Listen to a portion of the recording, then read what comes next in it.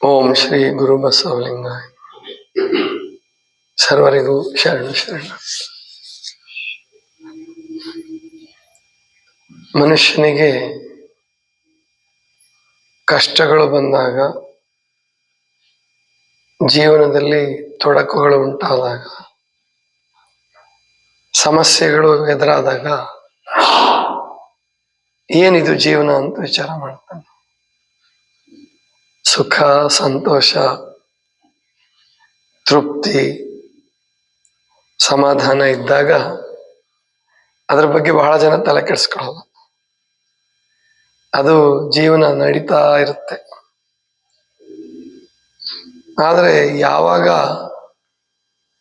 ತೊಡಕುಗಳು ಬರ್ತಾವೋ, ಕಷ್ಟಗಳು ಬರ್ತಾವೋ, ಆವಾಗ ವಿಚಾರ ಮಾಡಕ್ ಶುರು ಮಾಡ್ತಾನೆ, ಏನಿದು ಜೀವನ ಅಂತ.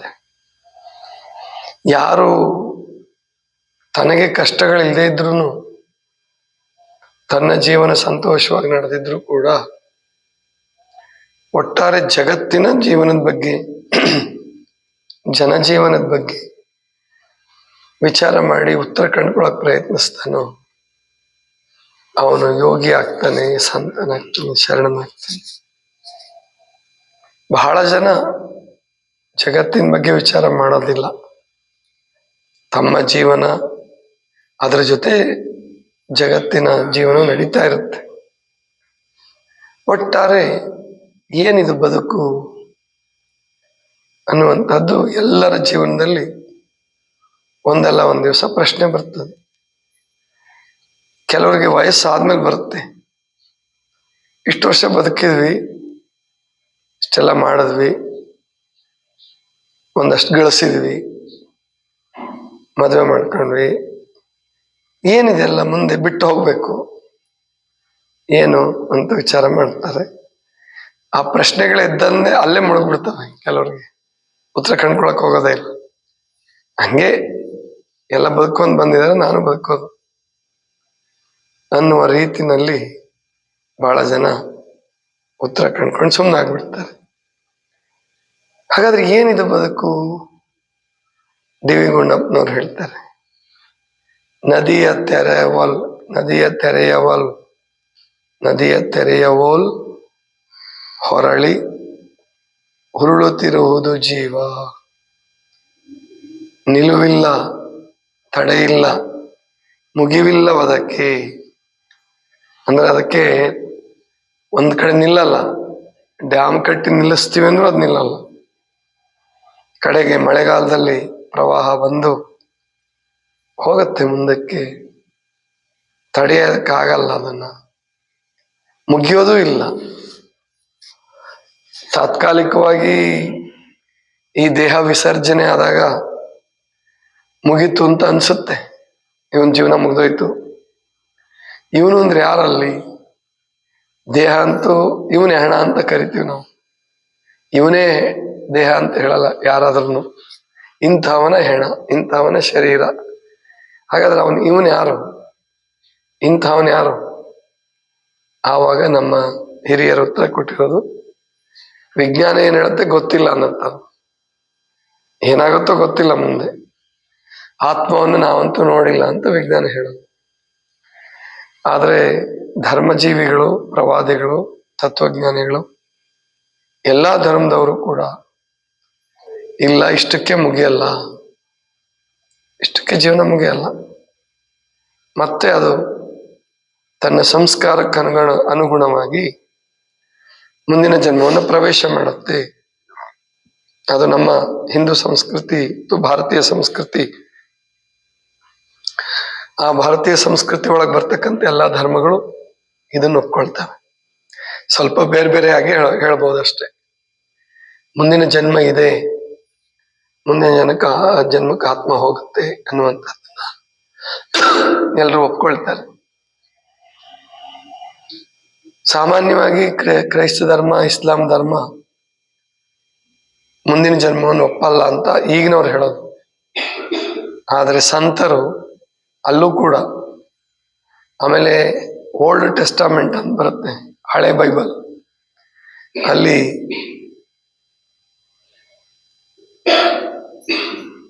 ಮುಂದಿನ ಜನ್ಮ ಇದೆ ಅಂತಕ್ಕಂಥದ್ದನ್ನ ಅದು ಒಪ್ಕೊಳ್ಳುತ್ತೆ.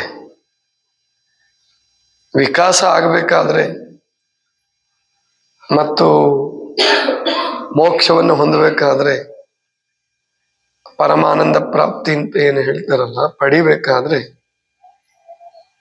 ಅದು ನಾವು ಎಲ್ಲರೂ ಕೂಡ ಜನ್ಮವನ್ನು ಪಡಿಲೇಬೇಕಾಗತ್ತೆ.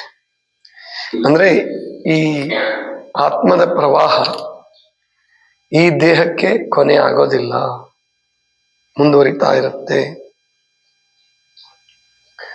ಅದಕ್ಕೆ ಬಸವಣ್ಣವ್ರು ಏನ್ ಹೇಳಿದ್ರು ಅಂದ್ರೆ, ಇಲ್ಲಿ ಸಲ್ಲುವವರು ಅಲ್ಲಿಯೂ ಸಲ್ಲುವರಯ್ಯ, ಇಲ್ಲಿ ಸಲ್ಲದವರು ಅಲ್ಲಿಯೂ ಸಲ್ಲರಯ್ಯ. ಅಂದ್ರೆ ನಾವೀಗ ನಮ್ಮ ಜನ್ಮ, ಮುಂದಿನ ಜನ್ಮ ಚೆನ್ನಾಗಿ ಬರ್ಬೇಕು, ಅಥವಾ ನಮ್ಮ ನಾಳೆ, ಮುಂದಿನ ಜನ್ಮನ ಬಿಟ್ಬಿಡೋಣ, ನಮ್ಮ ನಾಳೆ ಚೆನ್ನಾಗಾಗ್ಬೇಕು ಅಂದ್ರೆ ನಮ್ಮ ಇಂದು ಚೆನ್ನಾಗಾಗ್ಬೇಕು.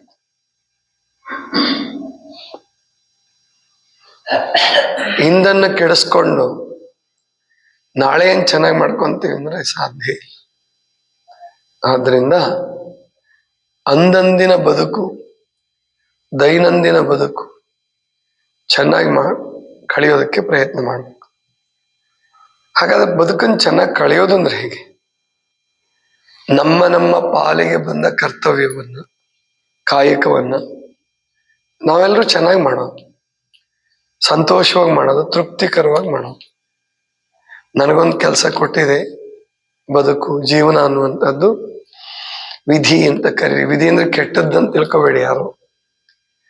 ಬಹಳ ಜನ ವಿಧಿಯಿಂದ ಕೂಡಲೇ ಹಣೆ ಬರಹ, ಕೆಟ್ಟದ್ದು, ಸಾವು, ಕಾಲ, ಯಮ ಅಂತೆಲ್ಲ ತಗೊಳ್ತಾರೆ ವಿಧಿಯಿಂದ ಕೂಡಲೇ. ವಿಧಿ ಅಂದ್ರೆ ರೂಲ್ಸ್ ಅಂತ ಅರ್ಥ. ಆರ್ಟಿಕಲ್ಸ್ ಅಂತ ಹೇಳ್ತಿರೋ ನಮ್ಮ ಸಂವಿಧಾನದಲ್ಲಿ ಇಷ್ಟು ವಿಧಿಗಳಿದೆ, 395 ವಿಧಿಗಳಿದೆ ಅಂತ ಹೇಳ್ತಾರೆ. ಹೀಗೆ ನಡ್ಕೋಬೇಕು, ಹೀಗೆ ನಡ್ಕೋಬೇಕು. ಅದನ್ನ ನಡ್ಕೊಂಡಿದ್ದಕ್ಕೆ ಫಲಿತಾಂಶ ಕೊಡ್ತಕ್ಕಂಥದ್ದಕ್ಕೆ ವಿಧಿ ಅಂತ ಕರೀತಾರೆ ಬಹಳ ಜನ. ಅದನ್ನೇ ಪರಮಾತ್ಮ ಅಥವಾ ಕರ್ಮಾಧ್ಯಕ್ಷ ಅಂತ ಕರೀತಾರೆ. ಆ ವಿಧಿ ನಮಗೇನ್ ಕೆಲಸ ಕೊಟ್ಟಿದೆ, ಅಥವಾ ನಾವು ಕೆಲಸ ಏನು ಆರಿಸ್ಕೊಂಡಿದೀವಿ, ನಾವೇ ಆರಿಸ್ಕೊಂಡಿದ್ದು ಅಂತ ಇಟ್ಕೊಳ್ಳೋಣ, ಅದನ್ನ ಗೊಣಗಲಾರದೆ ಅಥವಾ ಬೇಸರ ಮಾಡ್ಕೊಳ್ಳಾರದೆ ಚೆನ್ನಾಗಿ ಬದುಕೋದು, ಚೆನ್ನಾಗಿ ಮಾಡೋದು. ಒಂದು ಕಸ ಹೊಡೆಯೋ ಕೆಲಸ ಕೊಟ್ಟರು ಕೂಡ ಅದನ್ನ ಎಷ್ಟು ಚೆನ್ನಾಗಿ ಮಾಡೋದು ಅಂತಂದ್ರೆ, ಈಗ ನೀವು ಯಾವುದೇ ಕೆಲಸ ಚೆನ್ನಾಗಿ ಮಾಡಿದ್ರೆ ಮತ್ತೆ ನಾಳೆ ಆ ಕೆಲಸ ಮಾಡ್ಬೇಕನ್ಸ. ಈಗ ಊಟ ಯಾಕೆ ಇಷ್ಟ ಆಗುತ್ತೆ, ಬಯಕೆ ಆಗುತ್ತೆ ಅಂದ್ರೆ, ತೃಪ್ತಿಕರವಾಗಿ ಚೆನ್ನಾಗಿ ಅಗದು ಮಾಡಿದ್ರೆ ನಾಳೆ ಮತ್ತೆ ಅಥವಾ ಮರು ಹೊತ್ತಿಗೆ ಊಟ ಮಾಡ್ಬೇಕನ್ಸ. ಹಾಗೆ ಕೆಲಸವೂ ಕೂಡ ಅಷ್ಟೇನೆ. ಮನಸ್ಸು ಮುಟ್ಟಿ ಕೆಲಸ ಮಾಡಿದ್ರೆ, ಯಾರೋ ನೋಡ್ತಾರೆ ಅಂತಲ್ಲ, ಯಾರೋ ಬೈತಾರೆ ಅಂತಲ್ಲ, ನನ್ನ ಸಂತೋಷಕ್ಕಾಗಿ ನಾನು ಕೆಲಸ ಮಾಡೋದು.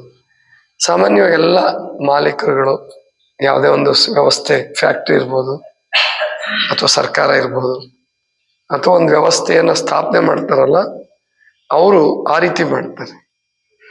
ಅವ್ರು ಅದನ್ನ ರೂಢಿ ಮಾಡ್ಕೊಂಡಿರ್ತಾರೆ.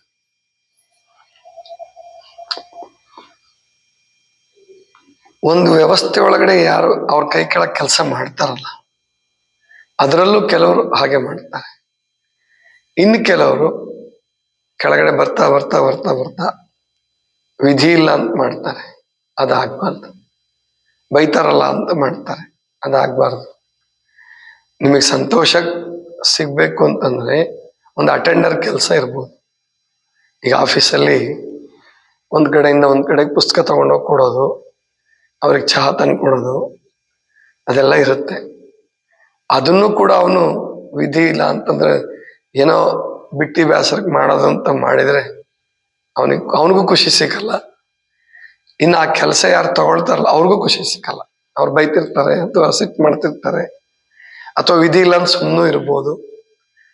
ಆ ಅಟೆಂಡರ್ ಕೆಲಸ ಮಾಡುವಾಗ್ಲೂ ಕೂಡ ಅದಕ್ಕೆ ಭಕ್ತಿ ಶ್ರದ್ಧೆ ಅಂತ ಹೇಳಿದ್ರು. ಭಕ್ತಿ ಶ್ರದ್ಧೆಯನ್ನು ಮಾತು ಬಹಳ ದೊಡ್ಡದಾಯ್ತು ಅಂತಂದ್ರು. ನಾನು ನನ್ನ ಜೀವನ ಕಟ್ಕೊಳ್ಳೋದಕ್ಕೆ ಈ ಒಂದು ಆಫೀಸ್, ಈ ಒಂದು ಕಚೇರಿ ಅಥವಾ ಈ ಒಂದು ವ್ಯವಸ್ಥೆ ಈ ಒಂದು ದೇಶ, ಈ ಒಂದು ಊರು ನನಗೆ ಅನುಕೂಲ ಮಾಡಿಕೊಟ್ಟಿದೆ. ಇದನ್ನ ನಾನು ಚೆನ್ನಾಗಿ ನೋಡ್ಕೋಬೇಕು, ಚೆನ್ನಾಗಿ ಮಾಡಬೇಕು. ಆವಾಗ ಪ್ರತಿಯೊಬ್ಬರು ಮಾಡಿದ್ರೆ ಅಲ್ಲಿ ಸಂತೋಷ ನೆಲೆಸ್ಬಿಡುತ್ತೆ. ಇಲ್ಲ ಅಂತಂದ್ರೆ ಅದು ಸಮಾಧಾನ ಆಗಲ್ಲ. ನೋಡಿಬೇಕಂದ್ರೆ ನೀವು ಆಫೀಸ್ಗಳಿಗೆ ಹೋದಾಗ, ಅದರಲ್ಲೂ ಸರ್ಕಾರಿ ಆಫೀಸ್ಗಳಿಗೆ ಹೋದ್ರೆ ನಿಮಗೆ ಸಮಾಧಾನ ಆಗಲ್ಲ. ಕೆಲವರು ಅಲ್ಲಿ ಚೆನ್ನಾಗಿ ಮಾತಾಡಿಸ್ಬೇಕಾದವ್ರು ಮಾತಾಡ್ಸಲ್ಲ, ಅಥವಾ ಕೆಲಸ ಮಾಡ್ಕೊಡ್ಬೇಕಾದವ್ರು ಆಮೇಲೆ ಮಾಡ್ತೀವಿ ಅಂತಾರೆ, ಇನ್ನು ಬಂದಿಲ್ಲ ರೀ ಅಂತಾರೆ. ಇವೆಲ್ಲ ಆದ ಕೂಡಲೇ ಮನುಷ್ಯನಿಗೆ ಏನೋ ಇನ್ನು ಜೀವನ ನಡಿಲೇಬೇಕು ಅಂತ ಹೇಳಿ ಹೋಗೋದು ಬೇರೆ. ಆದ್ರೆ ಅದನ್ನೇ ಯಾರಿಗೋ ಅದನ್ನ ಕೆಲಸ ಮಾಡ್ಕೊಡ್ಬೇಕಾಗಿದೆ ಅಥವಾ ಮಾತಾಡಿಸ್ಬೇಕಾಗಿದೆ, ಪ್ರೀತಿಯಿಂದ ಭಕ್ತಿಯಿಂದ ಮಾತಾಡಿಸ್ಬಿಟ್ರೆ ಅರ್ಧ ಕೆಲಸ ಆಯ್ತು ಅಂತ ತಿಳ್ಕೊಂಡ್ಬಿಡ್ತಾರ ಅವ್ರು. ಬರೀ ಚೆನ್ನಾಗಿ ಮಾತಾಡಿಸಿದ್ರೆ ಅರ್ಧ ಕೆಲಸ ಆಗೋಯ್ತು ಅಂತ ತಿಳ್ಕೊಂಡ್ಬಿಡ್ತಾರೆ.